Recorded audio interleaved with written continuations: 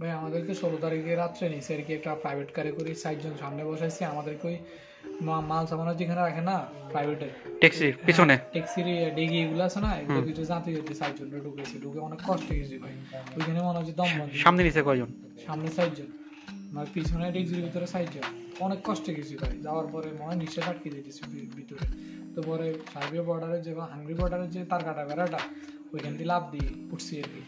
দুইটা, আমরা তো ওই জায়গায় পুলিশ আঙ্গর পার করে দিছিল দুইটা পেরা, মাঝখান দিয়ে একটা রাস্তা, প্রথম 3 তলা বিল্ডিং এর সমান এক একটা বেড়া, কেমনে লাভ দিয়ে পারলো না তো গাড়ি? আমরা ওই আস্তে আস্তে উড়ি, তারপরে নিচে নামছি আর কি। আমার ব্যাগটা রয়ে গেছে, একটা ওইটা একটা নামা, পরে একটা ওইটা আবার একটা নামছেন। আচ্ছা ওইটা নামি, তারপর নামি দৌড়াইছি। দৌড়ানোর পরে আরেকটা পাইছি, আরেকটা পাওয়ার পরে নিচে ঢুকছি। ঢুকতে আমার হাতের এই দেখেন কি অবস্থা, এই দেখেন, কারণ বোঝা যায় না। ও হ্যাঁ, বোঝা যায়, হাতের দেখেন কি অবস্থা। হ্যাঁ হ্যাঁ, এটা তার কাটা ছিলছে না? হ্যাঁ তার কাটা। তারপর আরো উঠছে পুলিশে। তারপর আমরা 6 ঘন্টা দৌড়াইছি ভাই, 6 ঘন্টা দৌড়াইছি, হাঁটাও দৌড়ার মতো, প্রচুর দৌড়াইছি ভাই। দৌড়াইতে আমাদের অবস্থা অনেক খারাপ হয়ে গেছে, বুঝছেন? মনে হয় যে 100 গ্রাম পানি হাতে নিয়ে যে এই শক্তিটা আসছিল না। তারপরে মাফিয়ারা বলে আর কি যে কন্ট্যাক্ট করে সেইগুলো ভাই ভুয়া, বুঝছেন না? এগুলো অনেক ভুয়া। মাফিয়ার সাথে কোনো কন্ট্যাক্ট নেই, কোনো বর্ডারে কোনো কন্ট্যাক্ট নেই মাফিয়াদের সাথে, বুঝছেন না ভাই? তারপরে আমাদেরকে পুলিশে এক জায়গায় লাইট নিচ্ছে, আমাদেরকে দৌড়াইছে, ধরতে পারে না। তো পরে দিয়ে আর 8 মিনিটের রাস্তা, 6 ঘন্টা দৌড়াইছি ভাই। অনেক প্রচুর কষ্ট হয়েছে ভাই। 6 ঘন্টা দৌড়াইছেন? 6 ঘন্টা দৌড়াইছি, হাঁটাও দৌড়ার মতো, হাঁটছিও দৌড়াইছি, বুঝছেন ভাই? তারপরে দিয়ে সামনে দিয়ে আমরা যে জায়গা দিয়ে যাবো, দমকারা ছিল, দমকারা থাকে সামনে। ডঙ্কার বানিয়েছে যারা দালাল আর কি। হ্যাঁ, ওরা সামনে একজন পিছনে একজন ছিল। আমরা দৌড়াইছি, দৌড়ানোর কারণে মাফিয়া ডান দিকে যাইলো, পুলিশ লাইট মিটছে, পাহাড়ের উপর থেকে মাফিয়া বাম দিকে দৌড় দিছে, আমাদেরকে দৌড়ে যাবে। আমরা দৌড়ছি, দৌড়ার পরে একটা বালু মাঠ আছে, ওইখানে দৌড়তে পারি না, বুঝছেন? ক্যাটস আছে না, ক্যাটসের ভিতরে বালু ঢুকে যাবে না, আপনি দৌড়তে পারবেন না ভাই, এমন অবস্থা। বালুর ক্ষেত আর কি, বালুর ক্ষেত। আমি দৌড়তে পারি না, 2 বার পড়ে গেছি। 3বার সময় উঠি জঙ্গলে ঝাঁপ দিয়েছি। ওই অনেক লাঠি টাঠি আছে জঙ্গলে ভাই, মনে হয় যে আপনি একটা জাহান্নামে আছেন। আপনার ধরেন না মারা গেলেও মানুষের এত কষ্ট লাগে না, মানে আরো বেশি কষ্ট লাগছে ভাই। তারপরে একটা ঝাঁপে আটকে গেছে, আটকে যাওয়ার পরে আমার বাংলাদেশের একটা ভাই আমার গাড়ি ভাই ঝাঁপ দিয়ে পড়ছে, আর পুলিশ আসি দৌড়ি আমাদেরকে মনে হলে মারছে ভাই, ইচ্ছে তরফ মারছে। আমার পাশের একজন কি দিয়ে মারছে আপনারে?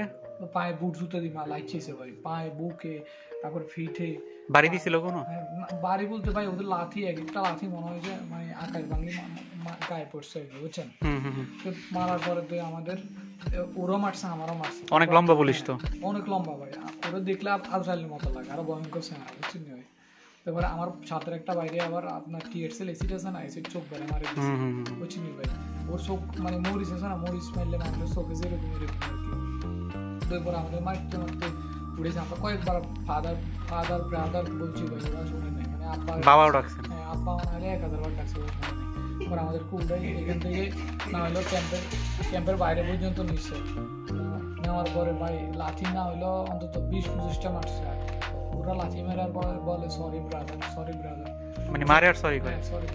তারপর আমাদেরকে যেগুলোতে উঠে আর কি, একটা ওই বক্সের গাড়িতে উঠেছে আর কি, যেগুলোতে মানে কুকুর নেয় আর কি ওরা। হ্যাঁ, কুকুরের গাড়িতে উঠায়, আমাদেরও নিচে।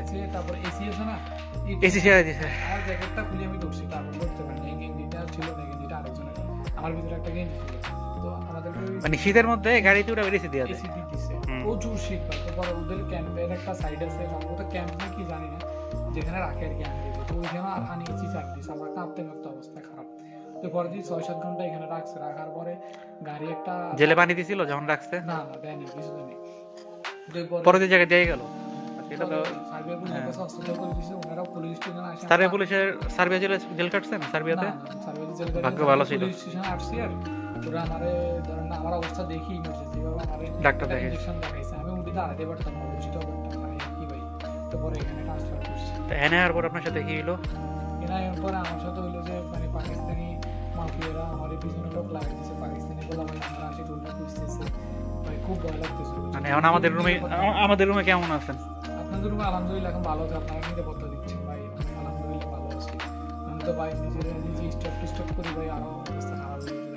কারণ আমাদের এখানে থাকাতে আপনার ওই স্যার কেউ ডিস্টার্ব করতে পারতেছে না। আপনারা বাংলাদেশের কালকে তো আপনার ছবি দেখে খুঁজছে দাগাল্লা, তাই না? আমার ছবি দেখে আপনাদের কাছে তো খুঁজছে আমার, তো আমি অনেক ভয়, রাত্রে ঘুমোতে যেতে পারিনি, বাসা থেকে সবাই কান্নাকাটি করছিল। তো পরে বলছিল আর কি এখন বাড়িতে চলে যেতে আর কি ভাই।